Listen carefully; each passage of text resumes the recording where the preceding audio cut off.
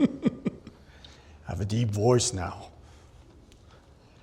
All right, so hello everyone. It's very loud. Yeah, could you just lower it a little bit? Because I tend to speak loudly. Copy. Thank you. So how you guys doing? Good? Yeah. So welcome to the Constitutional Committee Credential Competency Workshop. Hey! How you doing? Right on time. Yeah, you might want to sit over there. No, come on. Come on, Ryan. If you sit at the front row, you need an apple. That's usually how it works, but no, never mind. All right, so let's start a little bit. If you guys know me, or if you don't, I'm Mike. Hi, everyone. Hi, Mike. Oh, yeah, I'm going to love this. It's going to be amazing. All right, so about me. I'm Canadian, so yes, I tend to apologize, and I probably will, so sorry. Okay? So, yeah, the goal of this is to simplify it as much as possible. So I will explain to you every single way you can do, you can be a Constitutional Committee member. So I will explain to you as well, like all the credentials and exactly how it works in a very simplified way. So I won't be showing you any codes and complicated stuff today. It's going to be very simple. Also, governance is fun, period. So if you don't like governance or if you think it's boring, get out. No, don't get out. You can stay. It's okay. But it's fun. So no questions are stupid questions. There's only stupid answers, and I got a good share of stupid answers. So feel free to yell and shout out Mike if you want to ask a question, or you could just raise your hand if you're a little bit shy, but don't be afraid to ask your question or to cut me through if you have to. All right, let's get started. So we have 3 governance bodies in Cardano. We have the Constitutional Committee, the DREPs, and the SPOs, right? So our job as the Constitutional Committee is to assess the constitutionality of governance action by relying only on the Constitution. So for example, if I just don't like a governance action because it's a withdrawal to somebody that I believe might be a scammer or anything, and my Constitution tells me that there's nothing wrong about the governance action in question, I do have to say that it's constitutional, for example. But of course, we have DREPs also that are voting according to their own informed judgment and are not bound to follow the opinion or instructions of others. So it's really a non-binding role at this point. And we have the SPOs who are playing the role of the backbone of the network, so they secure the network, but I'm guessing you guys already know all that, right? All right, and they all have a voting role in this ecosystem. So they all have a say in specific governance actions. So what is our role? Again, I said it.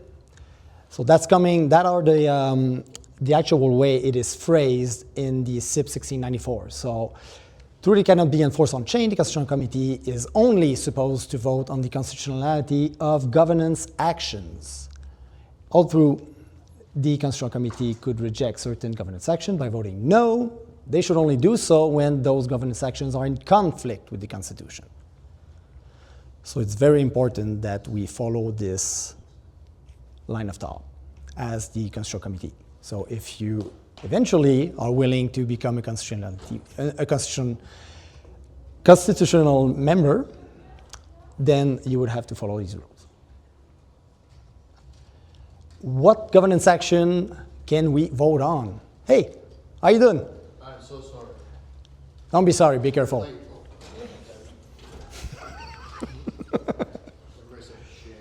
Pick a seat, go ahead. I'm gonna love this group. It's gonna be amazing. I'm still waiting for somebody to shout out, Mike! All right, so these are just the basics. So I'm making sure that you guys are just like not getting lost very early.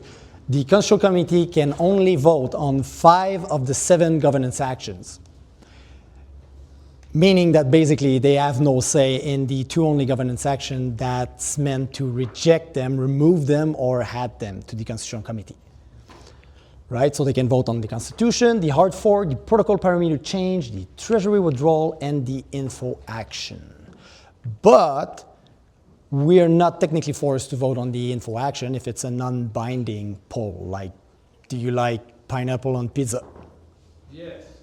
No. Oh my God. Yes. No. No. Yes. Who said yes? Yes. So as a CC member, I could decide to abstain on this one, even though it would be very tempting to say no. I might still do it. Well, anyway.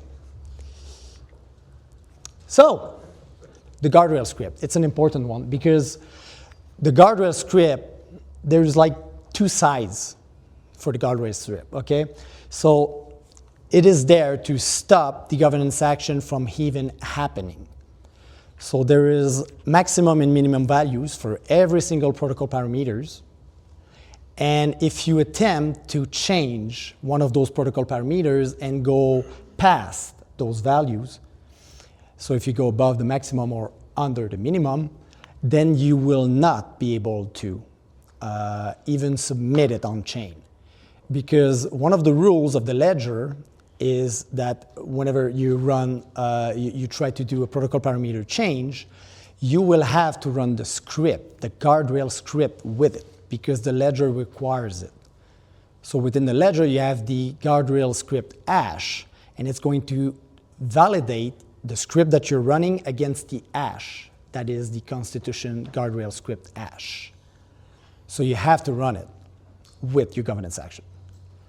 That being done, there is some laws and some rules that you cannot enforce by code is law. So this is where the CC usually take place. So in here we have a little timeline. So we have the submission, the guardrail enforcement, where the guardrail script validates that your values are within the guardrails. And then the action gets on chain, where it's simultaneously voted by DREP and or SPOs, depending on the parameter that you're attempting to change, because they don't have a say on them all. They have a say only on the ones that's related to security. I'm not going to show you the list because it's going to be complicated, and I don't want that. So just so you know, they have a say on some of them.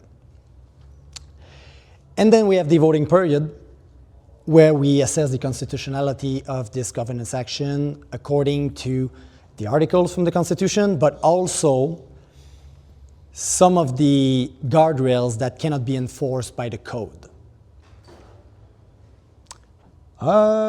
Quick example could be like if you're attempting to change a value to lower a value, specific value that within the guardrail script or the appendix of the Constitution would say that you cannot go above 10% change of the same value, but it's still within the guardrail, and you go over that value, then as a CC member, I would have to state it unconstitutional on chain. Question? So out of the number of submissions, how many actually get caught at the guardrail? What percentage? There's no way to know actually because we don't see them. So as soon as you attempt, You don't even see the submissions? we only see the ones that are active on chain. So if I attempt to submit a governance action and it gets stopped by the guardrail script, it just won't happen. It won't be submitted on chain. You will get an error, a script error. I figured there'd be a metric somewhere that you track that. So. Well, it's technically stopped by your own node or by the node that you use to submit it. So nobody can see it. It's not recorded in the ledger. It's just an error message that you get. Yeah. Other questions? Will you see the mempool? What's that? Will you see it in the mempool? No, it doesn't even get there. It gets stopped right at submission because you run a script that enforces those rules and you're bypassing those rules, so you get a script error. So you just can't submit it. And if you attempt to submit a governance action without the script, then the ledger is going to stop you because it's looking for a script that gives the specific guardrail script hash that's recorded on chain. All right, credential types. So as a CC member, you can be either an individual, or you can have a native script with friends, or you can use the awesome, marvelous, wonderful, extraordinary, very efficient Plutus V3 script, which is the credential, which is the credential manager. No, it's just awesome. Native script is okay too. Well, yeah, I'll challenge you on that. I'll challenge you on that. Now, we'll get there. All right, so let's be honest there, by a show of hand. Are you guys familiar with the cold and the hot environments? What it is, like, fairly? So, yeah? Is that inside the casino versus outside? No, not really. How you doing? Thanks for coming. We just saw it. Yeah. They were mean to me too. Don't worry about it. So, have you guys ever played to that game where you're supposed to find an object in the house? And the closer you get to that object, the other person who hides it is like, oh, you're warming up, you're hot, oh no, you're cold, right? So I would compare the hot environment as the inside of the house where you hide the object, right? And even though it's not necessarily accessible, you could eventually find it, right? And the cold environment would just basically be you cheating and you hide the object outside the house, but the limit of the game is inside the house. So it's just something that a potential attacker or hacker or somebody like with bad intent would not be able to access unless he has physical access to it. So this is why we also call it like hair gap environment, right? So this is, I don't have no example, so I'm just going to go left and right. So it is a physical device, could be a laptop, USB key, a ledger wallet. What else? Trezor. These Keystone, yeah, Keystone wallet. Absolutely, yes. So they are all devices that are not connected to internet, most likely encrypted, and for some of them that doesn't even know a network, how to use a network, right? So you just install everything you need in it, and then you remove all kernels, all modules, everything related to any network, and you make it a cold environment, just like a ledger. As you may know, your ledger wallet, when you sign a transaction, what really happens is that you send the transaction inside the ledger, you sign it within it, and then you send the signed transaction with your witness back to the hot environment, and then it's submitted on chain, but your keys never leave the cold environment. Any questions about that? Was that clear enough? So it's just literally a computer that doesn't know like how to communicate with the internet. And hot environment could be your phone, could be your laptop, anything you use with internet, pretty much. So as you may know, oh, yeah, right, that's this one. Mike, I have a question. Yes. Would you say you should also make sure that no Bluetooth is activated on your... Yes, Bluetooth, anything that communicates with the outside, as long as your device cannot communicate with internet and that you only have access to it through physical means, like a USB key. I think I had it somewhere there. So this is the only way I can access to it. Get it. What's that? Get it. All right. So from that concept, the Constitutional Committee always, and all of them, even the script, we always have a cold and we have a hot credential. So for individual, like this one, we have a set of cold credential keys, and on the hot side, we have a set of hot credential keys. So the cold credentials are the ones that holds the seat of the CC member. They live and they should be generated on the cold environment. And the hot key pairs are used to vote. So it could be a hot wallet, it could be an eternal wallet. You had a question? No? Okay. So you can use it with a hot wallet. It could still live on a cold environment, but I would highly suggest that you don't use the same one because it would just break the principle of security of these ones. So what do you do with that? First, you generate it on the cold environment. I'm just going to give you a quick example. So you generate those keys on the cold environment. You take the key hash from the verification key, and you put it on your little freshly formatted USB pen, and then you move it to the hot environment, where you will do an update governance action, update committee governance action, because your cold key hash is your identity on chain. It is your cryptographic proof that you are who you say you are, really. So, for example, if I want to be a CC member, I will generate cold key pairs on my cold environment. I will bring the verification key hash on the hot environment, and within my governance action, I will specify to add my cold key hash as a member of the next constitutional committee with an epoch number, which is going to be the term, like how long do I want to stay or do I want to sit in the CC. And then if I get elected by the community, so only SPOs and DREPs can vote on this one, and we have one right now on chain, just saying. I heard there was some good people in there. Not trying to convince you of anything. So when this is done, when you're finally elected, your cold key hash is now part of the governance state of the ledger. Meaning that now you can use your hot credentials. So you have to generate hot credential that you will use to vote. And you'll know why we have hot credentials compared to the cold ones. So you can generate hot credentials either on the hot environment, or you could do it as well in the cold environment, depending on how convenient you want to have them.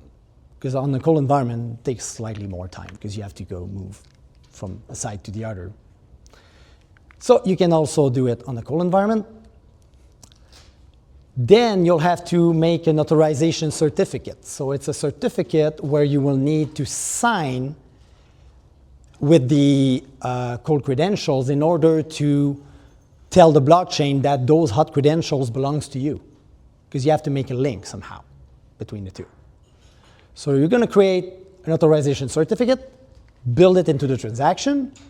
Then you will take the transaction body file into your little device, and you will go to your cold environment, sign it, and then you go back. I like to do that. To your hot environment to submit it. And then you will be able to use your hot credentials to vote. So why do we have hot credentials instead of just using the cold ones to sign transactions and vote? You guys have an idea? I'm sure you do know why. What's the use of the hot credentials? Yes. So if a bad guy from SanchoNet, because we only have bad guys on SanchoNet, it's terrible. It's just literally a population of bad people. If a bad guy attempts to steal your cold credentials, as you can see, if he doesn't have the physical means to do it, he can access it. He cannot.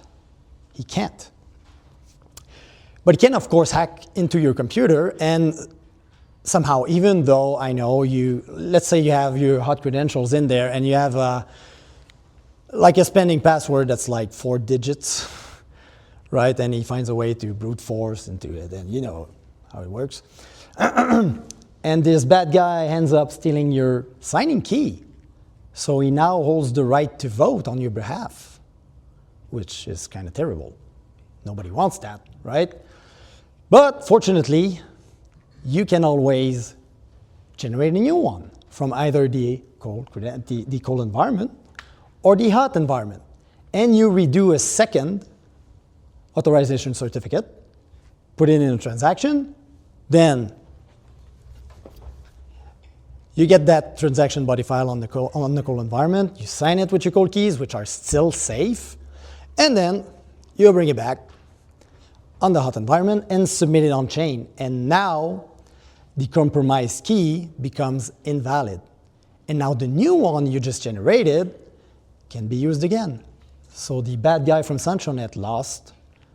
And they don't usually lose, but this time. Yes? Do you know if in the ICC any one of the entities that used the credential manager had to do that with the hot credential? Yes, Emergo. The reason why, I don't know. It could be simple as it's lost access. It could be as simple as there's many reasons why you would like to do that. Probably they fired some employees. I don't know. I don't know internally what happened, but on chain, remember this is a distributed ledger. So if they made a mistake, if that was a mistake, it's recorded forever on the ledger. So yeah, which is why I know that they did, but I don't know why they did it. Because the ledger doesn't care about our opinions. And yeah, that's it. Now, moving on. If the bad guy from SanchoNet somehow finds a way into your physical device and you are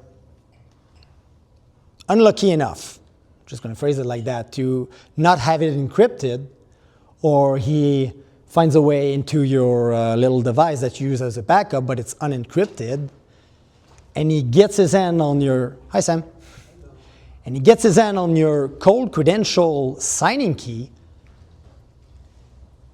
well then. Is that you? I mean, yes. You're totally screwed.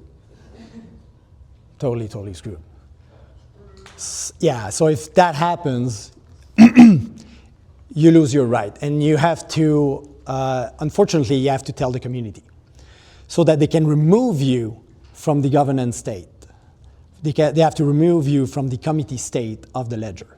So they have to submit a new governance action update committee and remove your credential from it. And yeah, of course, it's going to severely damage your reputation. I'm not gonna lie. And it's gonna also have some election consequences. So most likely you will not be reelected if you do that. You know, it's just a guess, but I think the community wouldn't necessarily want to have you back to this position. And of course, if you attempt to be a D-rep afterwards, you will probably not get much delegation either. So yeah, there's a lot of consequences. If you're in a group and you do that, depending on if it's a native script or you use the credential manager, it's not necessarily a problem, but it could damage the reputation of your whole consortium. And it could also, if you use the credential manager, it takes some time, depending on which key was compromised. So for example, if you compromise the membership keys, which we will see later, yeah, then it requires some work to rotate them, but you can. And of course, historical record, my favorite. Blockchains are permanent ledgers. Your failure would be recorded forever. Yes. So, yeah, some good advice. Some good advice to protect your cold environment. Encrypt your cold storage. It's very important. Even though you only can access it by physical means, you want it encrypted, because if somebody steals it from you, you don't want that person to have access to it either. So build a strong seed phrase, encrypt your entire drive, and so on. Entropy. So you can generate, it's kind of useful. You can generate your keys using human-based entropy like mouse movement, keyboard input, or microphone noise, something that you cannot even yourself redo in the same pattern. So if you try to move the mouse in a certain way, I'm positive that you're not going to be able to do the same pattern the second time. Multi-factor authentication for access, password, hardware keys like YubiKey, very useful. And of course, you can design backups if you want. So if you lose your device, even though that person who steal it cannot have access to it, at least you have other devices that hold your key that you still have access to. So you don't necessarily lose them because that person couldn't necessarily have access to it. And yeah, one of my favorite, make access a nightmare.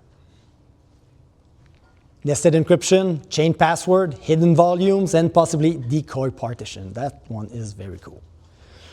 And I don't like to bring the scenario, so I'm not sure I want to talk about this. If you get threatened by the person who's attempting to steal it from you, you can encrypt your drive, but there's a hidden volume that's also encrypted within it. But that person would have access to something. And it would be a way to let that person go, or hopefully, and this person would still not have access to it. So there's some scenarios you can do. Implement a ceremonial scheme. This one you might not like it, but that require trust. So I think it's pretty useful, but it depends on you, really, at this point. Like, how secure do you want your keys? And that would require multiple people to reconstruct the environment or the keys. Yes? On the entropy, there's a service called HabGet you can run in the background that will basically take noise of your hardware and basically create entropy in the system. Nice. Yeah, there's some good tools out there. VeraCrypt also do that, but know that when you use an entropy, the keys you are generating are literally impossible to recreate. So you can have backups, but if you lose them, it's not like you can restore them the same way you do for your wallet. So just so you know. You should have entropy when you generate your wallet seed phrase too. That would be cool. That would be really cool. All right, going back to the colon hot environment for native script. So native script, it's mostly if you're a group of people and you want to represent one voice. So you're still one CC member, but you're a group. So it could be 5 persons. So you can either have the script on for the cold credential and have a simple set of key pair for the hot credential. You can do that. You can have the opposite. So I'm the boss of a company and I hold the cold credentials, but I have some employees that's going to work on voting. I can do that. Or most likely, you will do both. And in this example, you see there's 5 people, but it could be like any numbers you want, really. And that's very convenient because you can set these signature thresholds. So you can have either 3 out of 5 of those signatures in order to do something, or 4 out of 5. You can have all of them, or you can have any. But I wouldn't necessarily do that, personally. And this is how it looked like. I know it's code. Don't look at it. But this is how a simple script looks like. Native scripts are really simple to do, honestly. This is something that pretty much everyone can do, I believe. But here's my SanchoNet bad guy again. If he steals your key, you could technically leave it as it is, right? It's pretty bad. I mean, like the bad guy, he stole your key, but these hot credentials can still work, right? Because you need like 3 out of 5. They can still do their duty, but it's not ideal. But what you can do there, you can create a new script the same way that we did for the individuals. So you create a new script with your 5 members, new keys, and then all you have to do is to authorize it the same way we did for the individuals. So you reauthorize the new script, and then the former one gets invalid by the same mean. This is not great, though. I mean, it's fine, but it's not ideal, because if somebody lose one of their cold credentials, you don't technically lose your constitutional committee, but I mean, there's a huge signal, right? So you're probably going to have to tell the other members, like, be cautious. This is all we have left for the rest of our term. Because the problem with native script is that if you attempt to change the script itself with a new set of key, you automatically change the hash. And what the ledger verifies is the hash, right? So if you change the script, you change the hash. If you change the hash, you're not a member of the constitutional committee anymore. So how can you do that without changing the hash of your cold credential? And this is where the Credential Manager, the awesome, marvelous, extraordinary tool we have, can do that for us. You can always just have the DREPs and SPOs vote to change your credential for you. I mean, the system will allow it. Yes, but would you vote yes on it? That's the question. I mean, at some point, yeah, we could, like, because technically nobody would know. Because what they see on chain is just your script. All those keys would be there, but they don't know if you physically lost one of them. They could just act as if nothing happened and just be really cautious with the 4 remaining ones they have. This is possible. But again, like Samuel said, you could tell the community and attempt to convince them, hey, we got this new script. Would you mind replacing this one with the new one? So we're going to do an update committee. Please vote for us. So Mike, there has to be a better way here. Yes! There is a better way. And this is the Credential Manager. For only 6 easy payments. All right, so I'm going to just take a quick sip of water because this one is interesting. So if I attempt to explain it to you the way I understood it the first time they tried to explain it to me, and I apologize for what I'm going to say, if those people feel pointed at because of this. Credential Manager, we have 5 roles. We have membership, head of security, orchestrator, delegator role, voting role. And the membership role is part of the cold credential. Do you have a question, B? No? Okay. Membership role is part of the cold credential role. So these guys have to generate Cardano keys. And from those Cardano keys, they have to use the very same keys and to convert them into a way that the OpenSSL tool would understand. They are still the same keys. And then they have to create certificate signing requests so that it can make the links with those keys so that you can then identify yourself if you want to.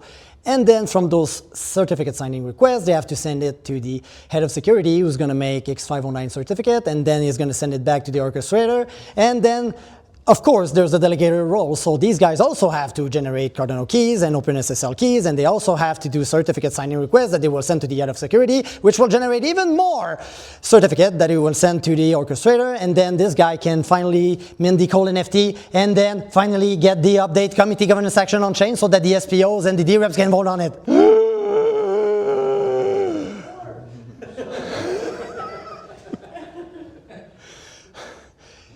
Yeah, there's more.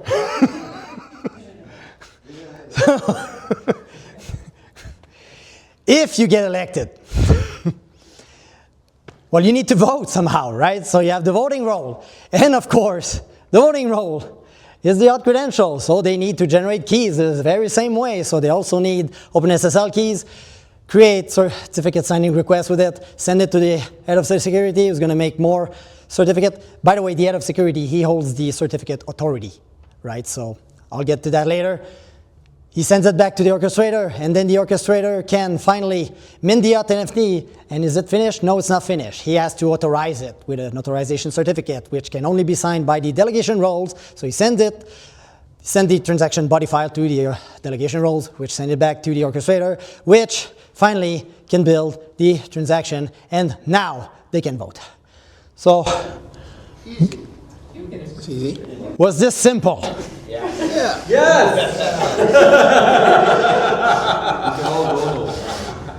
No, it was not. Well, I mean, you might have a different opinion, but I believe it's not when you look at it.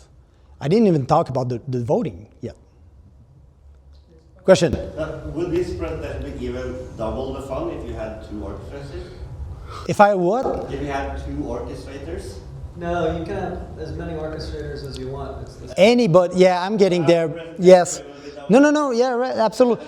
The orchestrator can be anyone. You do not need to be part of this organization to be its orchestrator, but I'll get there. I'm getting there. So this is clearly not the way I want to explain it to you.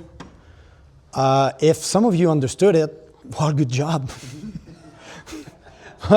I mean, it's totally possible. But yeah. So I was planning to actually show it to you this way. Like, so we'll start here, and then eventually we will get there. Okay? So as you remember, there was 5 roles.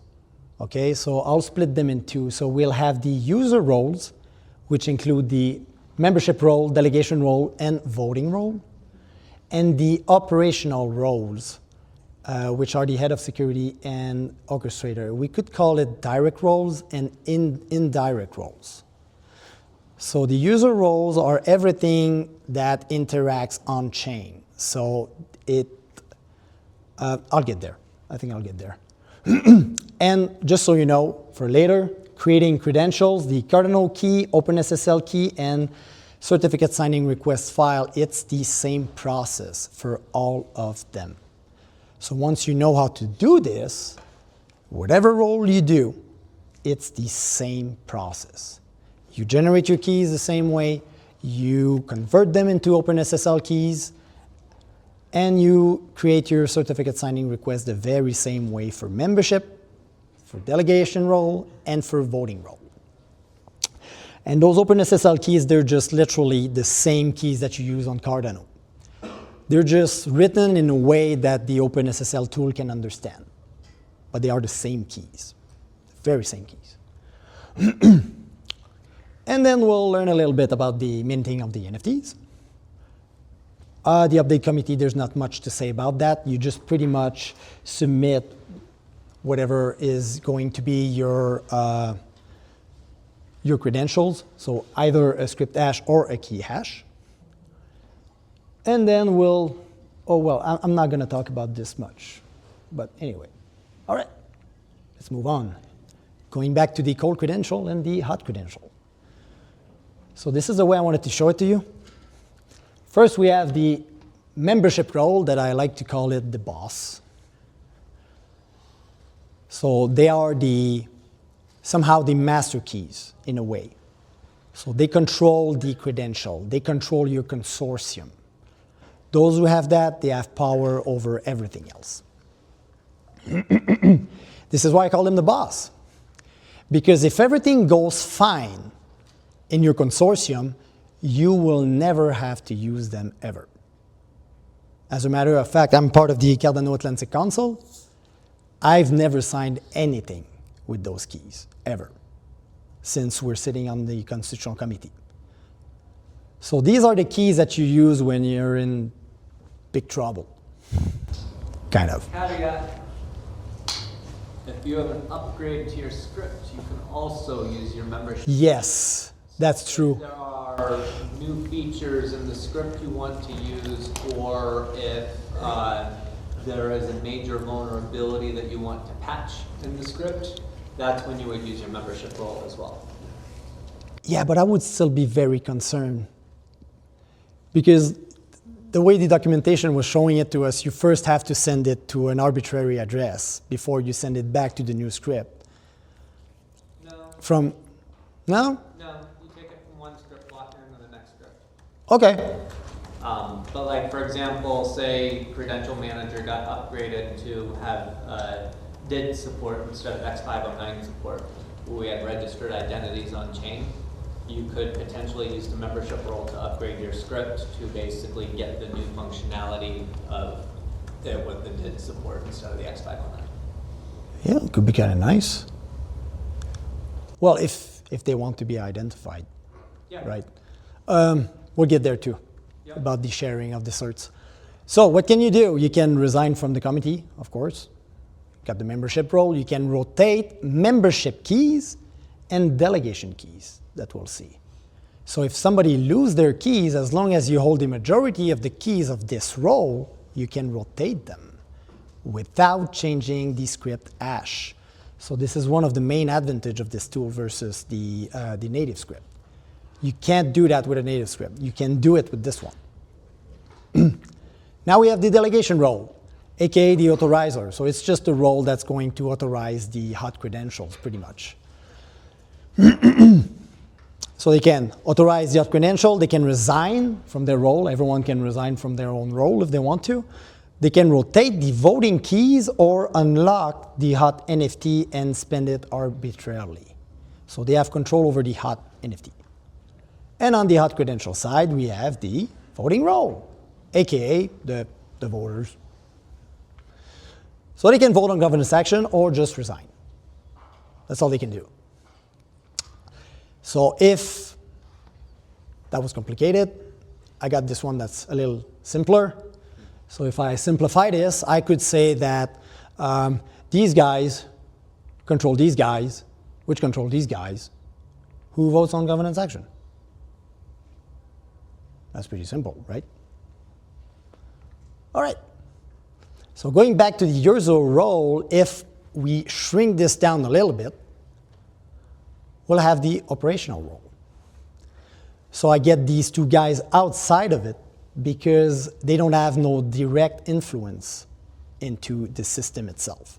So they are operational role, they are implicit role that describe tasks which must be managed by the organization somehow, but the system does not explicitly keep track of them the way it does with the user role. Meaning that these two roles can be done by anyone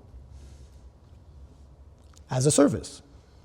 I could be, well, I'm part of the Cardano Atlantic Council, but I could be the orchestrator of the ECC or TinGuard as a service if they needed it. But most of the time, the orchestrator is within the organization. But it's possible. So, the head of security, aka I like to call him the ID manager, because that's really all he does. He owns the certificate authority, the OpenSSL certificate authority, which is a tool that you use. Oh yeah, they only manage the ID link to the credentials.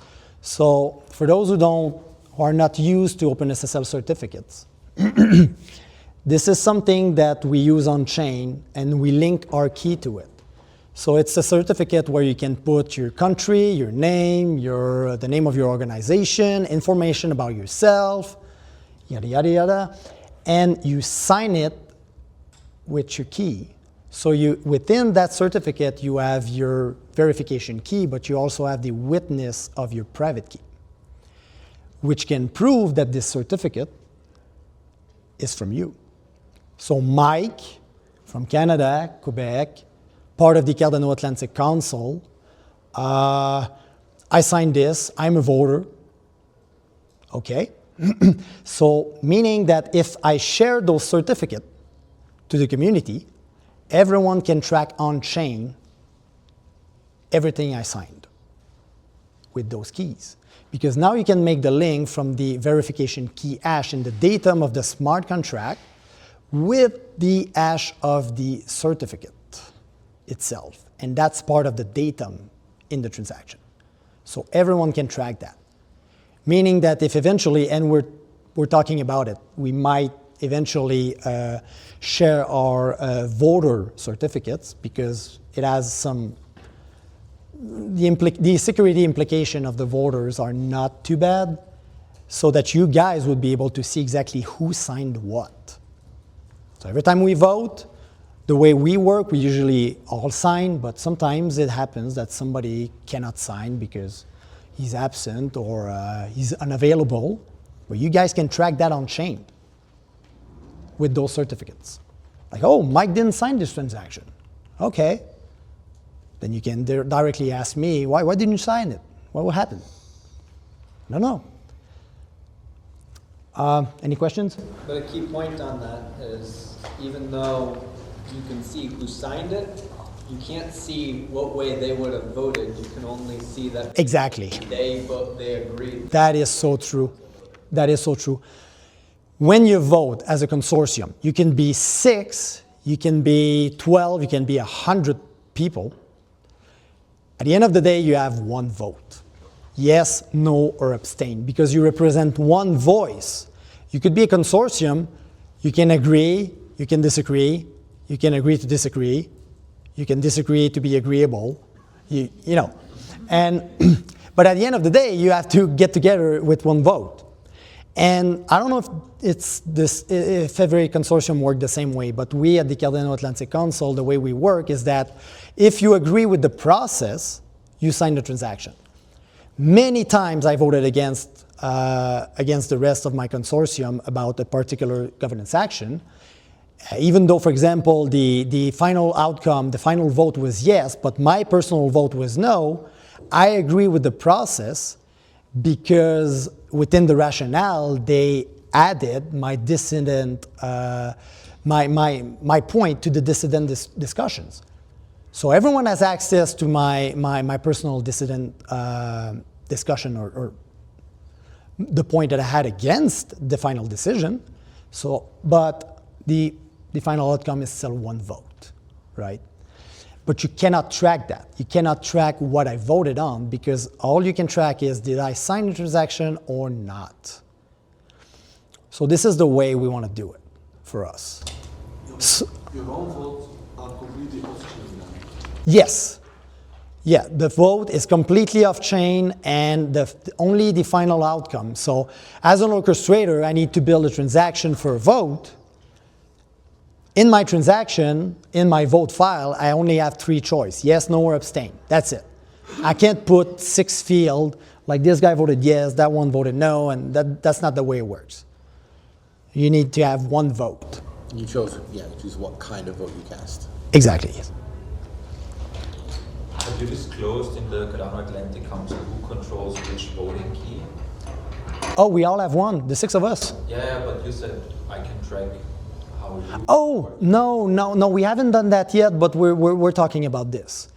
Because in the beginning, everyone was kind of, like, yeah, we weren't sure, right? It's all new for us. It's all new for everyone.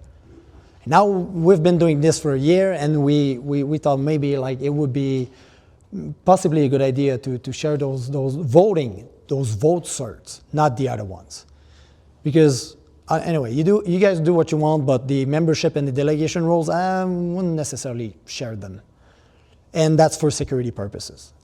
But since all of us are voters, and we all vote if we agree with the process, I think that's just fair to share them, probably. But that's my personal opinion. We're still talking about this. But if security reason you would say on sharing? Because if there's less than 6 membership keys, you would know who has them. Okay, I see. That's why we don't have. Yes. Well, no, I mean, it's totally fine. If you're a consortium of 6 persons and you all have membership keys, it wouldn't matter much, if you ask me. But, it's up to you guys. You get to decide which certificate you share, and by sharing them, now people can make the relation between your certificate and its hash in the datum. And the hash of the certificate is linked to the verification key hash. I'm getting very technical. I'm sorry. No, it's good. We love it. You love it. Okay. That's because I told you guys I was going to keep that simple, and it's not simple at all right now. Perfect amount. Okay, question? Yeah, so is it possible to just define any number of voting roles within that setup? Yes. So, okay. Could be from 1 to, I don't know the maximum limit though. It would be related to the maximum transaction size for sure, because your script can't be just like too big. That's interesting. I'm gonna give it a try. I don't know what's the maximum. The minimum is 1, but the tool's going to obviously tell you like, hey, that's not a good idea to do that. Brian, did we test with 100? Did you? I don't remember, but it would probably be like quite. Yeah, I mean, you're limited by the transaction size. You only, so as much as you can. Would be very interesting to know the actual number though. I'll try it. Let's try it. I'm totally gonna try that. I don't know the answer, but I'll get it. I swear. Is that good for everyone? Yeah? No question? Nobody wants to shout out, Mike? No? Okay. The orchestrator role, aka it's just the guy who builds the transaction, really. So what does he do? He mints the NFT, he initializes the script, he builds the transaction, covering transaction fees, submitting transaction is literally related to the transaction. So he's the guy who builds the transaction. He can be within your organization or outside of it because, and now you could possibly ask me like, what if he builds a transaction to do something wrong or to vote against what you guys said? He needs your key to do that. Or he needs your witness. Yeah, he needs your witness. And of course, as everybody knows, and everybody does, like nobody did mistakes in the past, you verify the transaction that you're about to sign, right? Yep. You never sign something you haven't verified. Yeah. Wait, no, don't say that. It didn't happen. So if you look on chain at the transaction number, here, I'll share it. No, never mind. Forget about it. Verify your transaction before you sign it. It's very important. So what I say is that if your orchestrator does something bad, for example, could happen, but you're smart, you verify your transaction before you sign it. Oh my God, I didn't vote no on this. What is this crazy rationale about pineapple pizza? I'm not signing this. This is your right. This is your right. This is totally right. Anyway, you get it. That's the guy who builds the transaction. He builds a transaction based on the instruction that he receives, and he respects them. And then he sends them the transaction body file that he built so that they can verify its content and sign it. Afterwards, they send him their witness data, which he used to submit the transaction on chain. Do you guys use a body file or a bundle file? No body file. Okay. Yeah, I wanted to keep it simple, but definitively, I'm gonna get there too. So maybe I can just talk about it real quick. I'm gonna be doing courses online, and I will cover the Eastern time zone and also the European time zone. So if you guys want to join in, we'll get a little deeper than this into the credential manager. And we have a network for you guys, so we can literally do everything you guys want to do. We can get you on a CC, we can get you out of the CC. You want to test something weird with the protocol parameter, we can do it. We have full control over it. And it's efficient because it's centralized, and the dictator is a benevolent person, good guy. All right. What about the NFT? And that's what makes it beautiful, actually. Because, as I was saying, if for any reason you lose one of those credentials, you can rotate them without changing the script hash. Because this system replaced the control of a private key with the control of an NFT. Meaning that the loss of control of either NFT is equivalent to the loss of control of either committee credential. Sorry. Oh, question. How much did these NFTs go for on JPEG? Honestly, we could sell ours when we're done, right? Hey, you want to hold that would be, yeah, the original ICC NCC. Yeah, I'll think about it. We have to vote on it. Right. Now we're going to have to sign something with the membership role.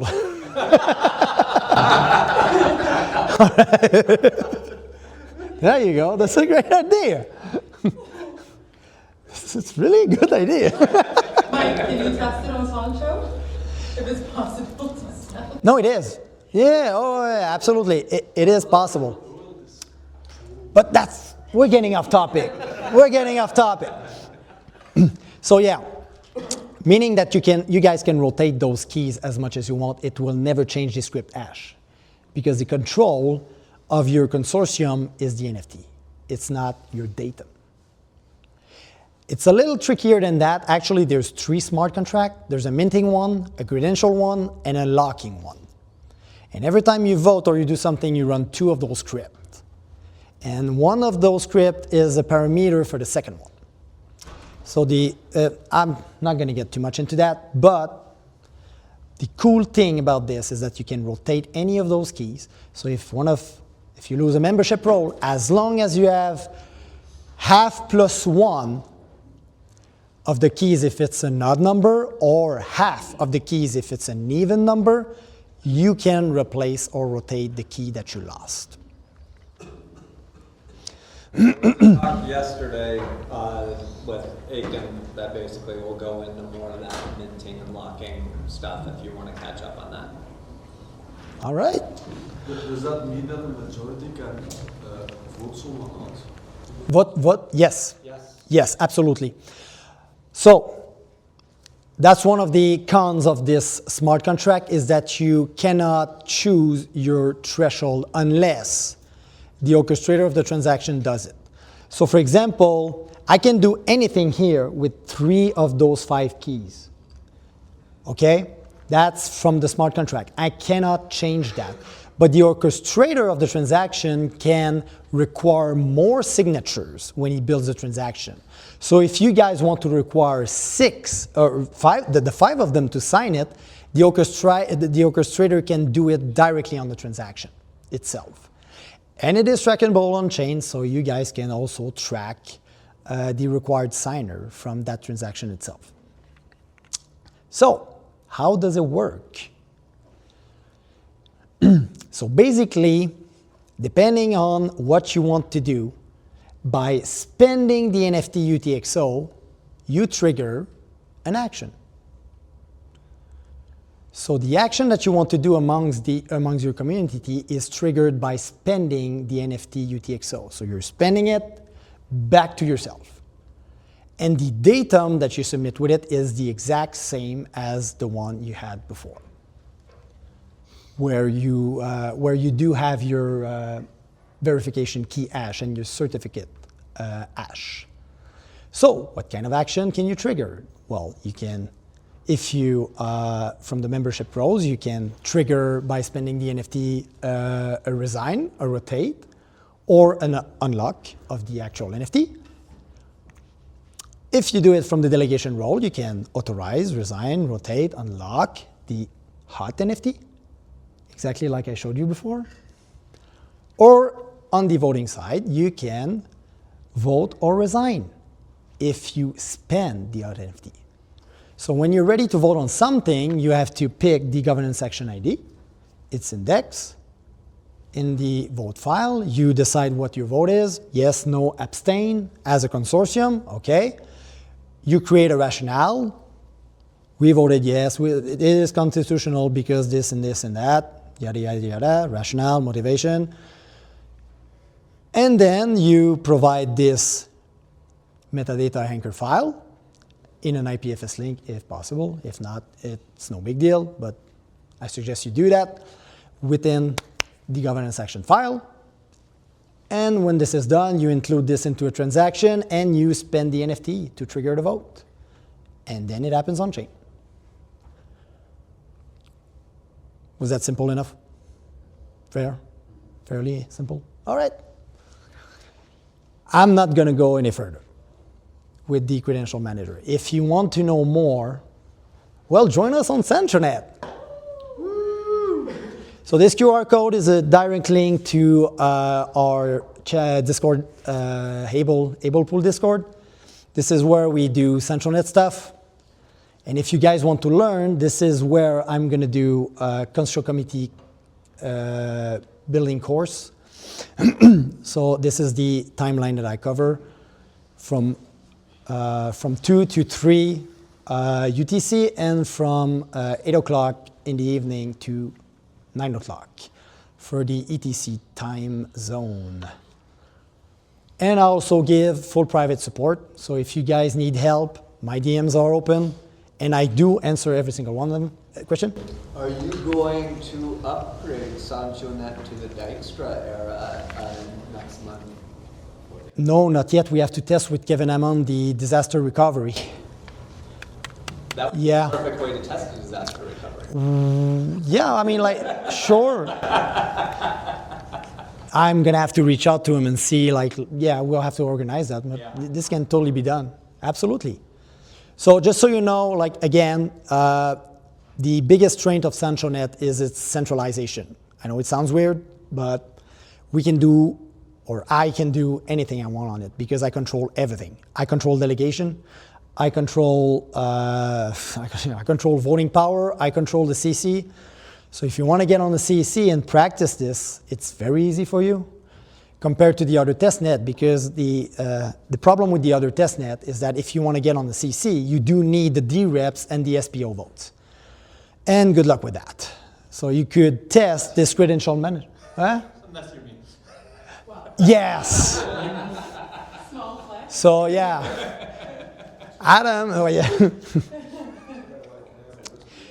Yes, Samuel recently had the fun to, or somebody gave him the right to cheat on those testnets, which is good. So yeah. You couldn't do that. Were you allowed to do that? Oh, I'm going to have to. I'll ask you later. But anyway, on SanchoNet, we can do that. We can get you on the CC so you can move on with the testing. You can authorize your credential because there's a thing. On any other testnet, you won't be able to authorize your credential unless you're part of the CC because some assholes on Christmas Eve did something. And but let's not go there. So yeah, that's pretty much it for me. Question. Are all the new CC using the Credential Manager tooling, or is it a mix? Most of them, except the individuals. Yeah, I think we all do. Yeah, I don't know. all of us. Yeah, so there's 5 consortium, 2 individuals. Well, it's not technically the new CC because you guys did. CC. What? The new nominated CC. Right, the new nominated CC. We're not yet the CC. Well, some of us are, but some of the, you know it, the governance action is already on chain. So vote for it. If you're You have to vote for it. Please. Vote if you're SPOs or DREPs. You need both thresholds to be crossed because if the SPOs doesn't vote on it, it's not going to happen. If the DREPs doesn't vote on it, it's not going to happen. And if it doesn't happen, we're not going to have a governance system working at all anymore. We have a After the 1st of September. Yes. 6. But don't worry. 6 of September. 6th of September? Right, the end of the epoch. But don't worry, the chain will still move on. And yeah. So now to Mr. Adam. Thank you. Thanks, man. All right. So I'm Adam Rusch. I teach at the University of Illinois Information Sciences. I'm also a member of the ACE Alliance Constitutional Consortium, which has been nominated for this upcoming with this governance actions that is currently on chain to be the new CC if it is passed. I'm also a member of the Intersect MBO Board of Directors and was involved with the drafting of the Cardano Constitution. So kind of been around for a while in the space and had a lot of fun, and glad to be here today to help out Mike with this presentation. And basically what we want to do is just have a little exercise talking about the, oh, this is Mike's computer, not mine. I'm talking about like how we, if putting yourselves in the shoes of a constitutional committee member, how would you assess a governance action? So what we're going to do is do a live hands-on exercise on SanchoNet. Mike is currently on his computer, I think working on some of the SanchoNet stuff right now so that he'll be able to show you when he submits something what it looks like, and we can show you some little snippets of how that looks on chain, I think. But also the more important thing though is that a big part of being a constitutional committee member is thinking about thinking about this off chain, thinking about those human ratifications, because the purpose of the Constitution is to bring the human element to the blockchain. It's great that we have a guardrail script, because the guardrail script is a way of saying you're either proposing something with parameters that are too high or too low to fit within the thresholds of our protocol. And so we can reject those governance actions outright because we know that they aren't going to be something that is appropriate for Cardano as an ecosystem. But there's a lot of things that just come down to judgment. Yeah, go ahead. So do I need to have a tech background to be on the Constitutional? So do you need to have a tech Yeah, so do you need a tech background to be on a constitutional committee? That is a great question. Ultimately, that is a qualification that it's up to the DREPs to decide. Because some DREPs, because the DREPs elect the Constitutional Committee, right, by passing the governance action to add committee members or remove committee members. And I think that some DREPs would say, yes, absolutely, a Constitutional Committee member would need to have a technical background. However, that's why Constitutional Committee consortiums are so popular. Because we recognize that not everybody is going to have a technical background, and we also recognize that it takes more than just having a technical background to be a good judge of the Cardano Constitution. And so there are people who have law degrees who are joining the Constitutional Committee. People who are, I'm a professor of information sciences, and I'm actually more of a social scientist than a technical guru. So that's kind of where I look at how does society affect technology development, and how does technology development affect society. We have people who have been in the community, understand community sentiment. So it's very much a very mixed group, and part of judging the Constitution is looking at it from all those perspectives, trying to keep your mind open and understand. Not only, if there is something technical going on, what are the technical ramifications? But is this a question of legality? Is something, going to be, are we trying to do something with our Constitution that would be like putting Cardano as an ecosystem in a realm where it is trying to start an international conflict? That might be something that the Constitutional Committee would want to look at and scrutinize. Or we might say, is this something that is bad against the tenets of the Constitution? Because our Constitution has a set of tenets that talks about our aspirational goals for how Cardano is going to help be useful for humanity. And so that's also something that needs to be looked at. In this exercise, you're going to step into those shoes. You're going to imagine that you're part of a constitutional consortium, and so we're going to ask you to team up with 3 or 4 people around you to look at this, and then you're going to assess the constitutionality of a governance action that's being proposed on chain. Make sense? Yeah. Cool. All right. So we will. Here's the scenario as I will present it. And I'm going to start off here with a little QR code that is falling off the screen. But if you also just go to your Google or into your search in your browser, Google or DuckDuckGo or whatever, and just search for Cardano Constitution, and open up the one that's either from Intersect or GovTools. That's a great way to do it too. You can find a Pocket Constitution by opening that up on your, your iPhone or Android phone device or your laptop. But the Cardano Constitution is going to be what we judge this proposal against. So, a noted crypto influencer, Cardago, totally name, all names are fictional, do not relate to any real person at all, received upwards of $10 million USD from Catalyst Fund 12 on the promise to build on a successful meme coin marketing campaign to attract new users to Cardano. After receiving the funds, it was revealed that the supporting analytics data had been faked, and Cardago had in fact invested all the funds in Solana. A proposal to fund a lawsuit against Cardago and recoup the funds for Catalyst has quickly gained traction, with 90% of D-reps voting in favor of the Treasury withdrawal governance action to transfer 400K ADA into a legal fund. Note that 500K ADA has been allowed for legal fees in the Cardano budget for, we'll say 2025, since we're 1 year off, but in 2025, even though that says 2024 right there on the screen. We're imagining that's happening right now. And I want you to keep in mind that it is a requirement of our Constitution that in order for a Treasury withdrawal to be valid, it must pertain to something that has already passed a budget info action. So we are telling you in this scenario right now, yes, there is a budget info action that has allocated 500,000 ADA towards legal expenses that could possibly relate to Cardano, and none of that funding has been spent yet, okay? So it's all available.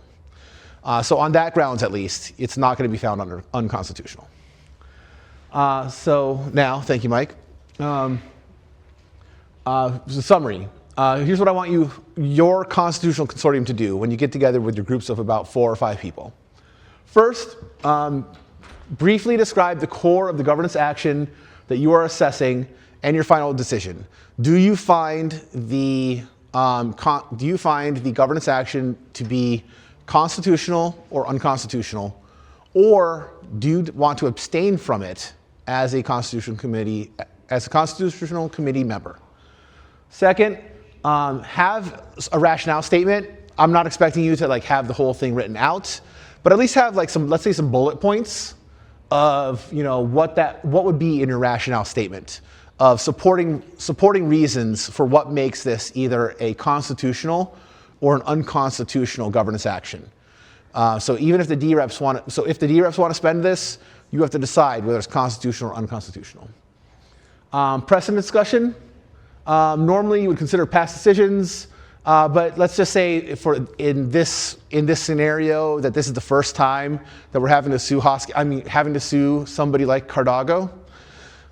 So we're just going to skip the precedent for now, even though that's something that would normally go in a rationale like this.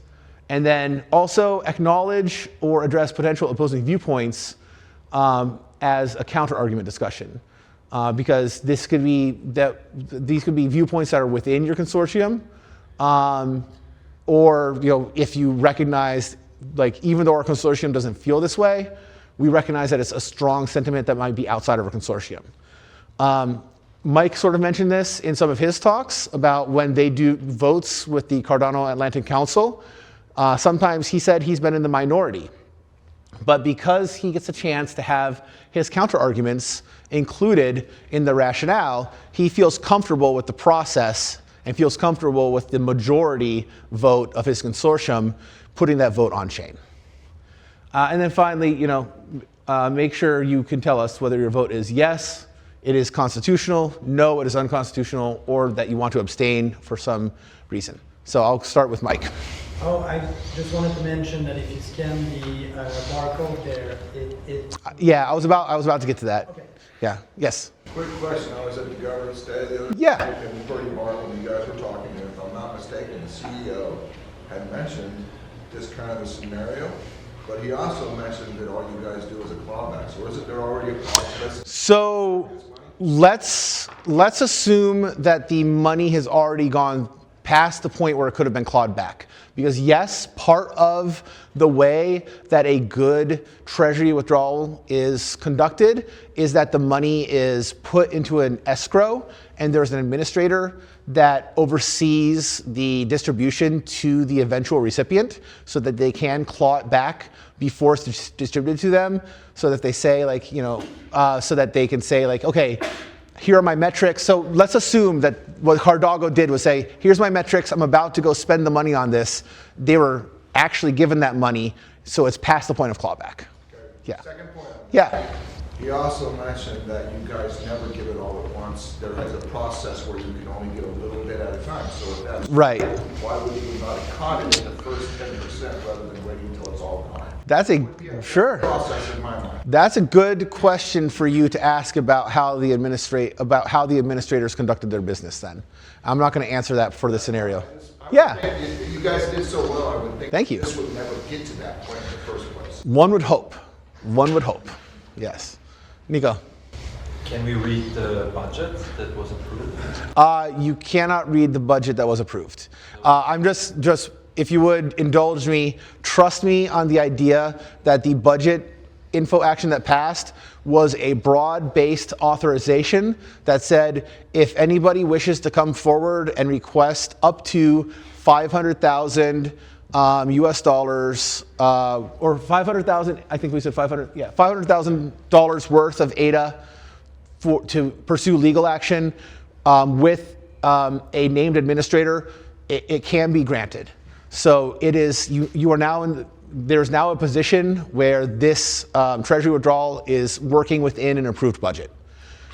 So just like how we have still right now, I think about 9 governance actions on chain that have been, they are working through an approved budget process, and the DREPs have to decide whether or not, and the constitutional committees, consortiums have to decide whether or not they are appropriate treasury withdrawal governance actions, even based on their request to withdraw funds, while the budget has already been approved.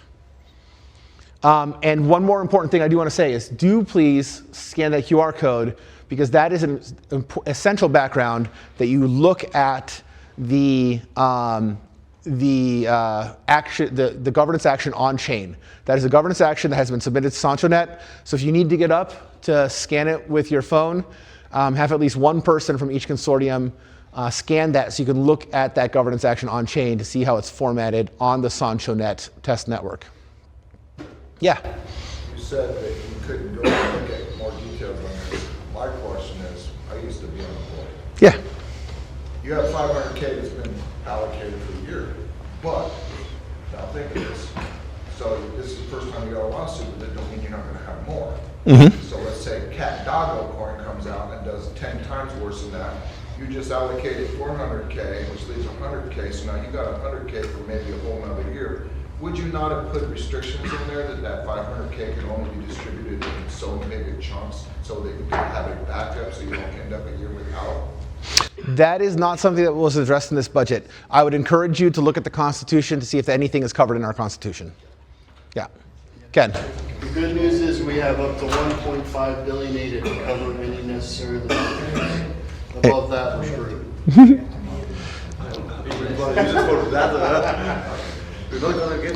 All right, so with that, I'm going to turn you all loose.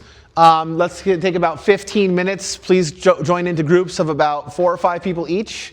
You can change your positions, huddle around tables, and start to go through these points. And like I said, make sure you're looking at the governance action as submitted on chain on the Sancho testnet network. So we want to evaluate the presented governance action and provide information along with the rationale. So let's start with a summary. Let's start with, I guess, summary and rationale statement. Let's go to each group. I think we have sort of had 3 groups here, and ask you all to say what was your primary reasoning for how you would vote, and what was your vote on this governance action? Who wants to go first? Just like bullet points. We could go first. You go last. Okay, I go last. Okay. So yeah, okay. And you know what, I'm going to hand over this microphone to you. All right, so summary, the governance action is unconstitutional. Rational statement, the governance action, the Treasury withdrawal governance action violates Article 4, Section 4 of the Cardano Constitution, since it does not allocate any funding for independent audits. So that's our main argument. And then there's also a point to be made that it violates, what was it, tenet free? Tenet 3. Well, no, that's only if it was on Cardano. It's on Solana. Okay. So yeah, that's basically why we think it's unconstitutional. And we've asked, yeah, so that's it basically. So you don't think that taking the money to Solana is unconstitutional? No, No. we didn't make a decision on that basis. We were going for some rabbit hole. We were trying to find a tenet that might say that it's unconstitutional. Okay, got it. But we didn't end up putting that. All right. So we'll go to group number 2. I got a microphone for you. So do it. I don't know what's up there. Just talk in front of it. Just talk into it. Yeah. So we concluded that this was unconstitutional. Utilizing Article 4 in the Cardano Constitution. The reason for that is that in the abstract, this proposal seeks the allocation of 400k ADA from the Catalyst treasury and not the Cardano treasury. So as a CC member, we don't have any mandate to govern the Catalyst. That's up to Chris and the boys over there. So that's why we say this treasury withdrawal are unconstitutional. We didn't have the time to dig into the specific section there, but yeah, there are sections that specifies that. That was it, yeah. So. I think that's a great argument, and I'll speak to that as being one where I bet you guys decided not to pursue that because you thought it might be pedantic, because you thought that it might be that one should assume that they meant to say Cardano treasury. But one of the things that we do need to realize in our system of governance is that money flows from the Cardano treasury into, let's say, sub-treasuries, or like smaller organizations, smaller trusts within the Cardano blockchain ecosystem. And so Catalyst, which predates our CIP 1694 form of governance, is now a subsidiary, a recipient of treasury funds. And I think that I can see both reasons. I can see why group number 1 said we will assume that they meant to say Cardano treasury funds that will be used for the benefit of Catalyst.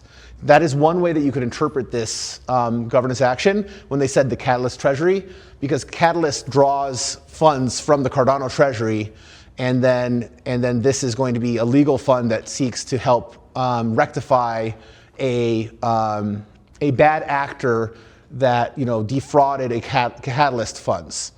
But on the other hand, I don't think it's necessarily being pedantic to say, no, you have to get it right. If you say Catalyst treasury, you're implying that we should take money that would normally be allocated to Catalyst and give it to this legal fund. And in reality, you have to make sure that you are saying it's the Cardano treasury, because that was what the budget applied to. The budget was for the Cardano treasury. That 500K budget is under an administrator who has it coming from the Cardano treasury.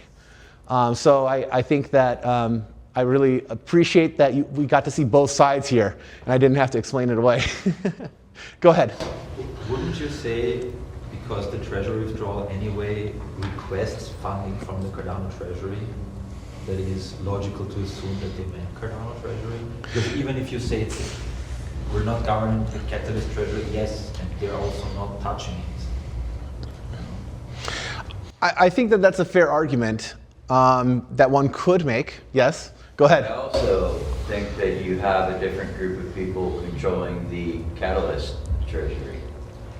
So when do I have the right as a CC member to walk into Chris's court? You don't. There is no Exactly, catalyst but are treasury. we not doing that and saying no?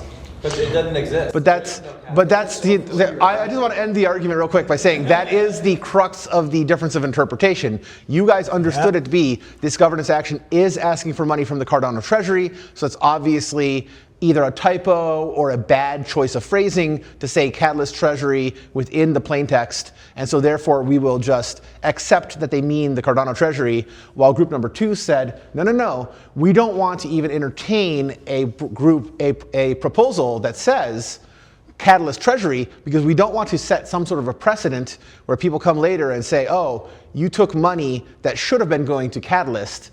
Catalyst should never assume that they are going to receive funding from the Treasury, Cardano Treasury. No group should ever assume they will receive funding from the Treasury. Not Intersect, not Catalyst, not any core development group. It's always going to be governance action by governance action, chosen by the D-reps, declared constitutional by the CC. Yep. So that's an important distinction to make, and why we can be a bit hardcore on language if we see that as important. Ken, and then Ken Eric. That's really interesting. It almost illustrates when you have within a consortium, because I was personally like, no, this is a basis to reject it alone. Mm-hmm. If that didn't prevail, and let's say it was a yes constitutional vote for the purpose of this sort of exploration, yeah, I would still be comfortable voting if we put inside of the counter argument discussion. We are assuming. Oh yeah. We looked into this. We think they meant the right thing. Right. So nothing in this says that we have the ability to pull from the catalyst. Right. Yeah. You could put that in the precedent discussion to say that you're not making that precedent. So that's absolutely appropriate if you feel that that's the way that you want to construct your rationale. Yeah. So bear in mind that the Constitution is the law. Yep. It is law. In the Cardano ecosystem, I think it's very important to be really exactly and precise when you do vote as a Cardano Constitution member. It's basically like, imagine that you get convicted in court, and that judge decides to withdraw money from your neighbor's account. Yeah.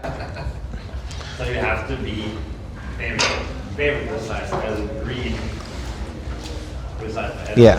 What would probably happen here that if it was a mistake, it will get downvoted unconstitutional, and they will fetch it in the rationale, and they will make a new treasury withdraw 6 epochs later. Yep. I appreciate. Yeah, I appreciate the way that you point that out. That this needs to be. That you can make the argument this needs to be precise, and that if it's voted down, it doesn't mean that it can never be funded. It means that they can revise and resubmit. It is always the Constitutional Committee. Anytime the Constitutional Committee rejects a governance action for being unconstitutional, it is always an opportunity for the proposer to revise, make it constitutional, fix their errors, and resubmit. And so that is one reason why the Constitutional Committee can take a hard line if they feel like that they need to. So Mike, I want you to go ahead and tell us what else you saw. Lots of things. There's no mention of dispute resolution. There's no administrator. There's no mention of any audits. What else? The reference to the Catalyst Treasury, which is kind of funny. We could have assumed that they were going for budget allocated to Catalyst, I guess.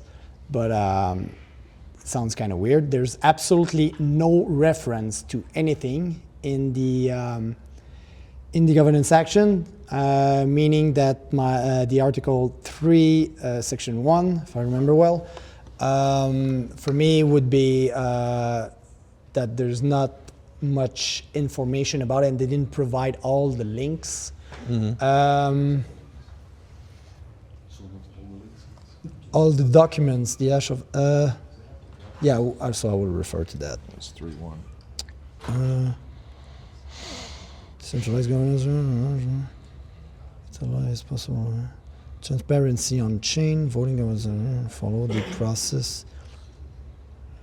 Elected true. Yeah, the fact there's no links, you'll see in the might not be this on-chain one. governance action under references, metadata missing, could mean they broke something, could mean that they just failed to submit anything.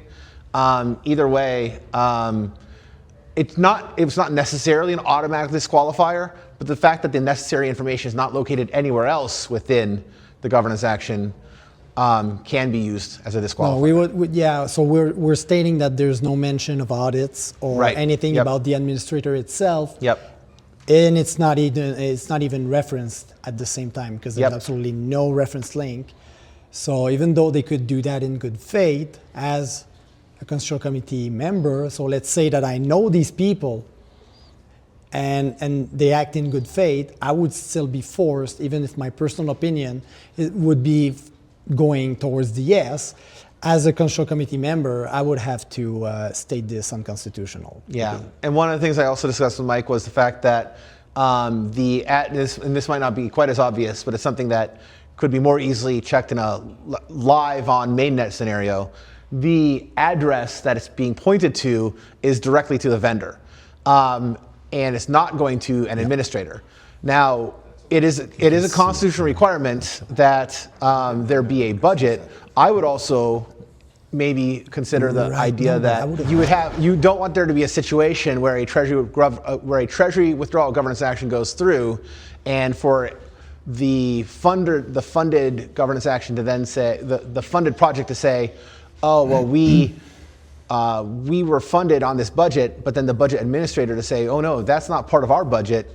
We still have that line of funding open. So there has to be at least something that binds the treasury withdrawal to the administrator. And while it's not a constitutional requirement for there to be a direct reference to the budget, there does have to be, I think it is important to have it clear that the money is going to the administrator so that the administrator can say, yes, this is part of this budget.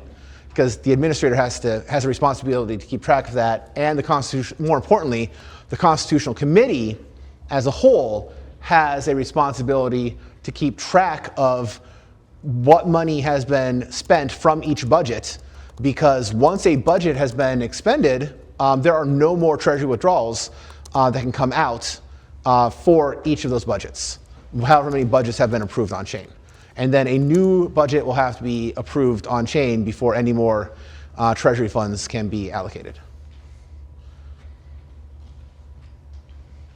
So, all right. Mike, what else do you got for us? I know it sounds weird, but do we have some counter arguments?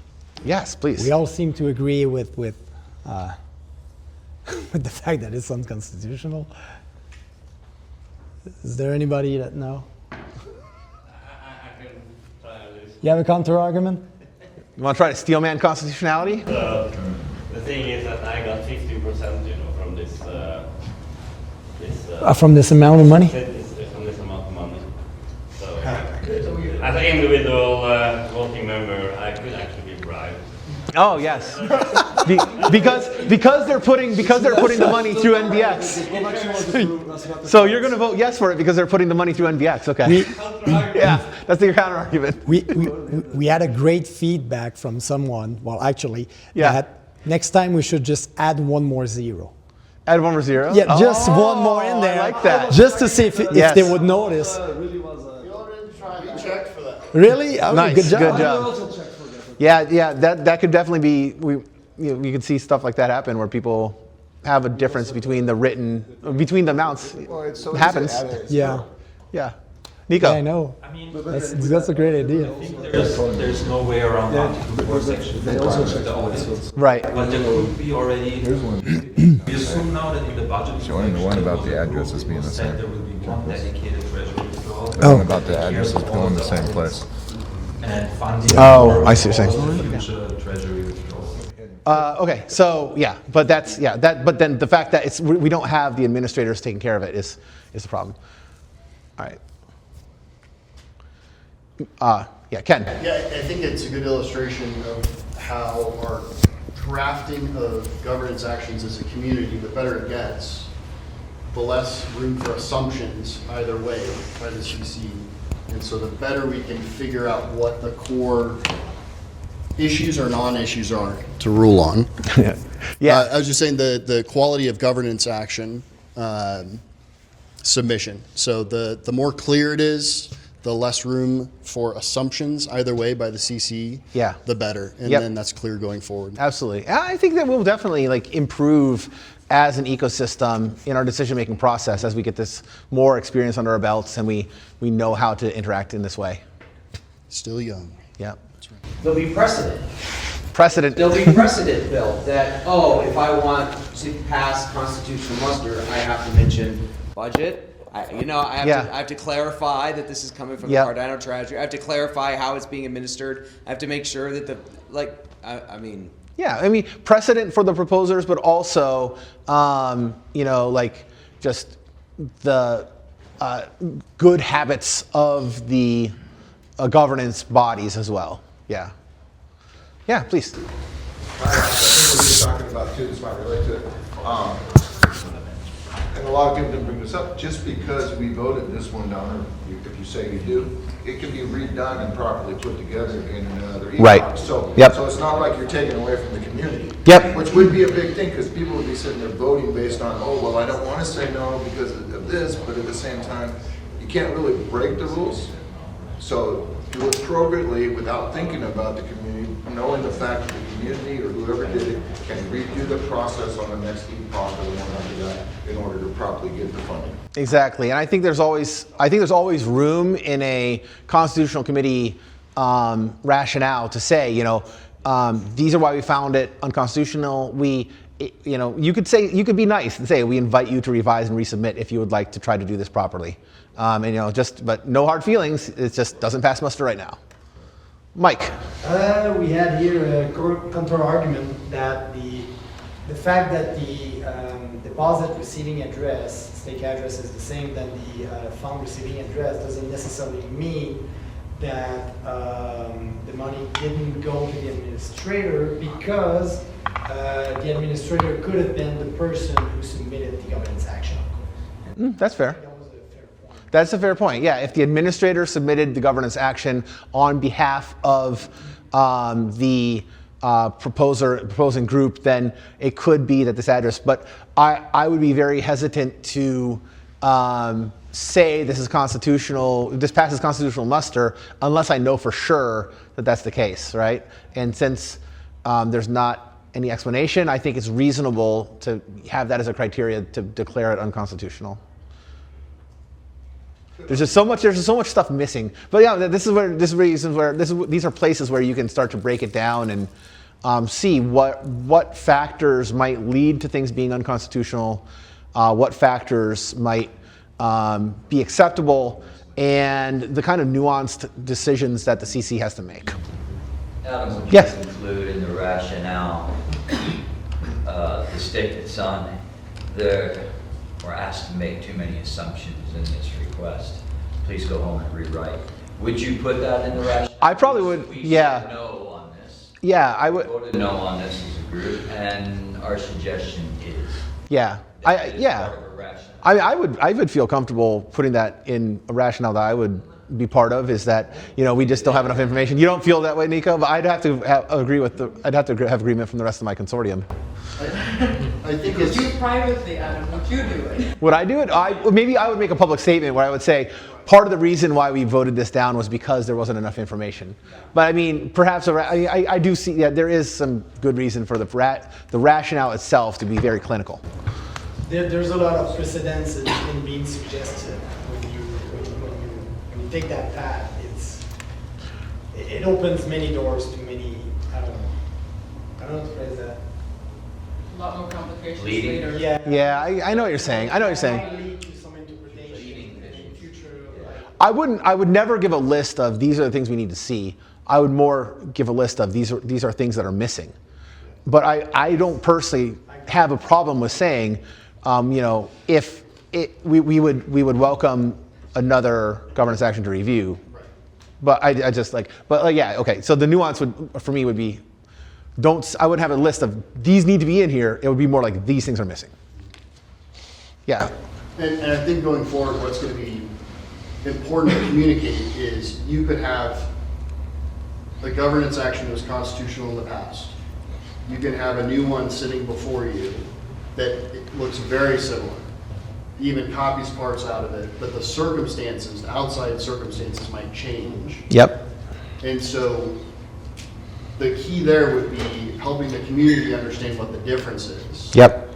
So you're sort of anticipating in advance, people are going to say, oh, this is basically the same as this one that was constitutional, so you're being inconsistent. Right. So it should be I know. apparent from the decision, these are why they're different. Yep. This is why I'm at. Absolutely.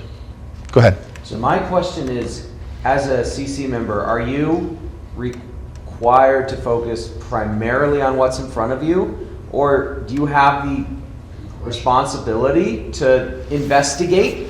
Like, okay, we're making some assumptions. Did they actually want us to pull money from Catalyst? And so you call up the proposer and be like, you want us to pull money from Catalyst? Or Yeah, is it, I you have would- to evaluate No. the document? No, you have to evaluate the document as is. You don't call them up for clarification on the document. You have to evaluate the document as is. As it stands. But you mean you should investigate things like the budget that it would pertain to, and the other, like where the net change limit lies, where the budgets lie, and things like that are outside references. But you they're don't. part of the process, right? They're part of like the Right, they're part of the body process. documentation that the CC has Yeah. to evaluate when it's evaluating Yeah, specific yeah, proposals. exactly. But it's not like you go and No, you don't. Yeah, interview, exactly. You don't go and interview the proposer. In fact, you should keep the proposer at arm's length once you receive their document.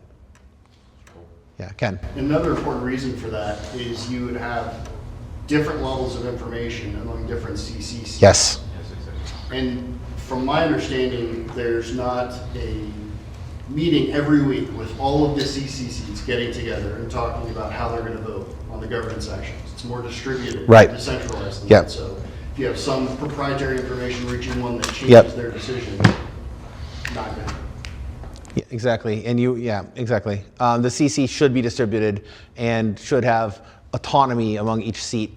And while they can and do talk to each other to make sure that they have working relationships, they need to be making decisions. Each member needs to be making decisions independently. B. Yeah, I just wanted to say something related to what Ken mentioned earlier about this exercise in itself and like changing constitutions. Because the first time that I did this, we ruled this as constitutional based on the constitution that we had at the time, and the information we had at the time. Yes, in the interim. But coming here now, today, like a year ago, and reading this and actually seeing you guys rule it as unconstitutional, it's very, very interesting. And that is situations we're going to end up in where we can see past governance actions that would have been constitutional or unconstitutional based on new information that's added to the Constitution. I would say so. Yeah. Keep yourself on your toes and always. And as a Constitutional Committee member, you're always judging each governance action according to the current Constitution. So if this Constitution gets updated, that we have right now, gets updated in 3 months, that means that you start working from that next one.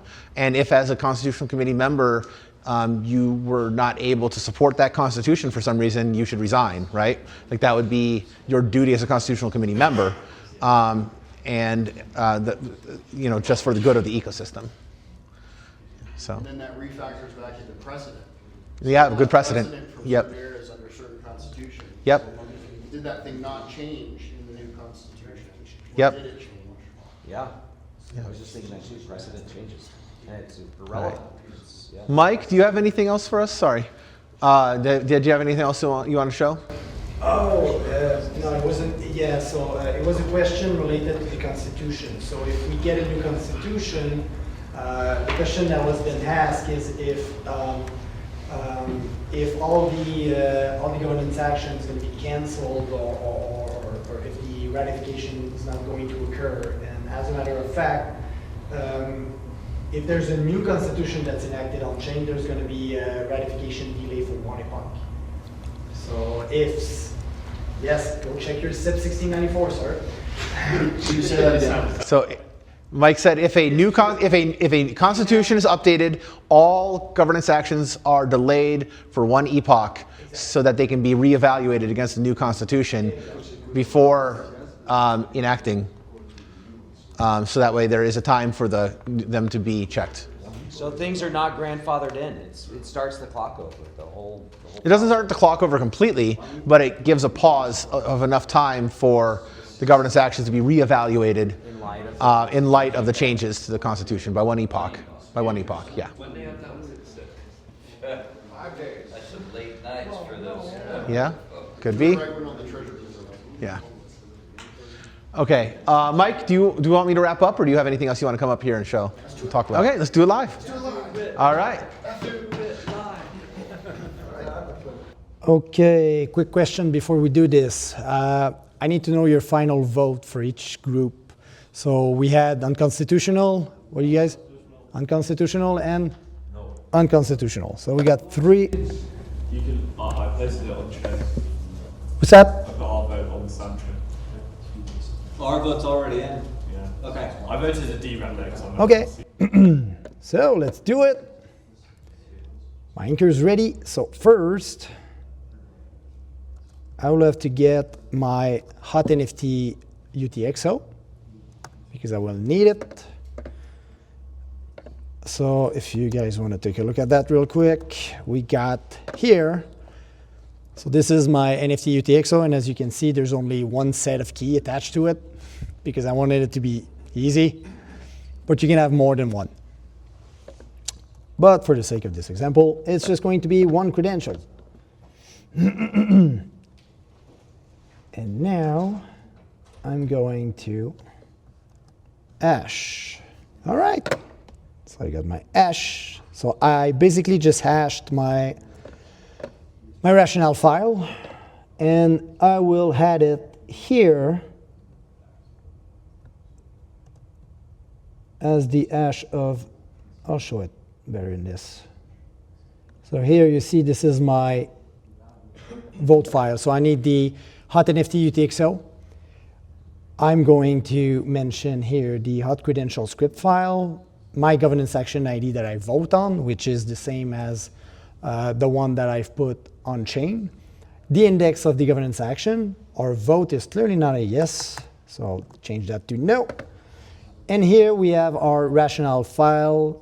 Well, right now it's in my repository, but I suggest you use an IPFS link to do that. And the hash of the file. So if I ever change that file in the future, it won't match the hash, so it won't be valid. So this is a form of protection that we do. But in order to do that, I need to do it from my Nix shell, develop. Yeah, I should have accepted. Okay, so we're in the Nix shell. And from the Nix shell, I will run my orchestrator CLI command to craft my vote. There you go, that's done. And now, as the orchestrator, I need to provide the verification key hash of the person who's going to sign. So you got 2 options there. So the first option is if you don't use the transaction bundler tooling that we have also in the credential manager, you have to know in advance who is going to sign your transaction amongst your own consortium. But if you do, what? What's the bundling tooling? So I saw it, but I never used it. Actually, it's, yeah, so real quick, the bundling tooling is a tool that you use to sign transaction and to craft transaction in a way that it would, for example, you do provide in advance the verification key hash of all the voters of your consortium, and the tooling is going to create every possible transaction body file that would occur depending on how many of them you require to vote. So you set a specific threshold, and it will create every possibilities of, I don't know how to phrase that right. Like every permutation, thank you. Every permutation that's possible so that you can set a threshold instead of setting exactly who is going to sign it. So if you're 5, I can just provide it with all the verification hash, and I would just set a threshold. And by the same mean, on your side, when it's time to sign it, you will provide every possible witness that your threshold allow you to. It's almost as if you were signing many transactions at the same time. And you will provide it back to me, and the tooling will use the one that's, the one that remains, the one that has to be submitted on chain. So if you don't use that, you need to know who's going to sign in advance. And if you do use it, you don't need to know. You just have to set a threshold. So that's the pros of using this tooling, which is part of the Credential Manager. But if you guys come to our workshops, I can show you that. What's that? Online, yes, absolutely. So I need to get the verification key hash of my voter, which I don't have because I'm the orchestrator. So I'm going to pull it from the certificate that he has. Because again, the certificate that you create from the Cardano key, which I've been converted into OpenSSL key to create this certificate, contains your verification key. So I can hash it from there. And this orchestrator CLI tool allow me to do that. So now that I have it, did I put it there already? I'll just. What's that? Just put it in your GitHub repo. Right. Yeah, I can do that too. It's just a way to do things. Transaction. Okay, so here's my transaction. I've already put it there. Okay, great. So what do I need in there? There's nothing left. I think I'm good. So I got my transaction. I'll get out of my shell. The vote is done. So now I go back in my wallet, clear. I do my transaction build. So here I'm running a script. So I need a transaction in with the money. Oh, shoot. Almost none, but hey, I'm always out of battery. Okay. So I'm building the transaction now. There's some codes. If you want to know more about it, come to SanchoNet. And then I will witness the transaction. So I will witness it with my voter key, but as the orchestrator, I also witness it with my payment keys because I need to pay for the transaction. And then all I have to do is to assemble the final transaction with my two witnesses. There you go. And finally, submit it on chain. And if you look, if you still have that link to the SanchoNet Explorer, you will see that, I think I've got it here. What's that? You're doing all this on testnet, right? Yeah, this is on testnet. It's on SanchoNet. I'm not logged in. Hold on a second. I'll show it to you before it gets.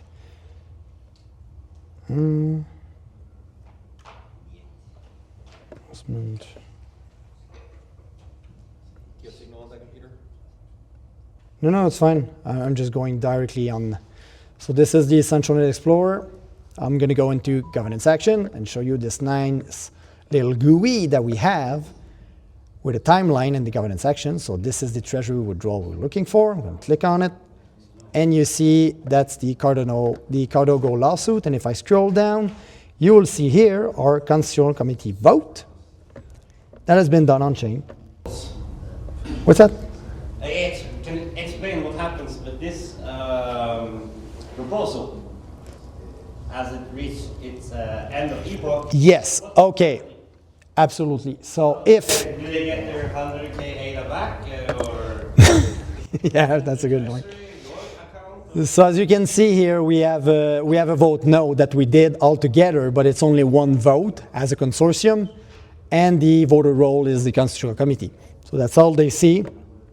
If I go back here, you will see there that if that governance action doesn't pass its threshold, it's going to end at epoch 802.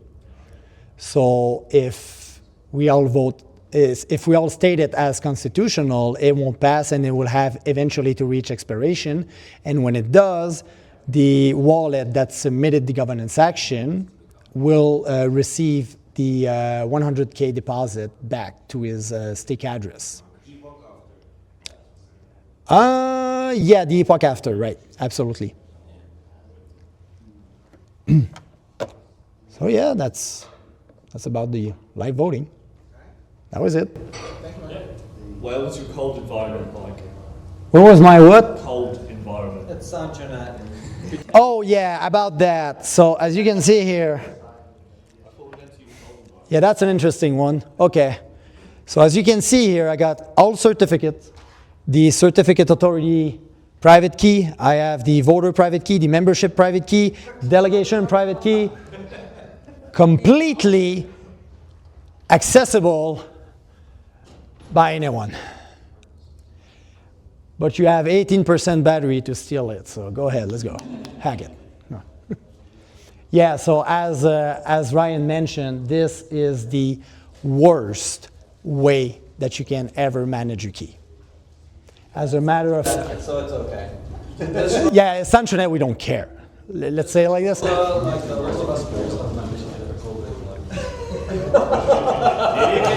like. So normally I build a transaction. What I would normally do before signing it, I take the body file and I give it to the people of our consortium. So I give it to you, I give it to them, I give it to these guys as well, and they sign it if they agree with what's on it. Because before signing it, they verify it. They verify it, the vote is no, the rationale link is there, all right, that's the good hash, everything is in order. They sign it, they give me the witness back, I assemble the transaction, and I submit it on chain. And that gives our vote. Yes. Thank you. Okay, I understand. I'm not going to drag it out. Thanks, Mike. Thank you.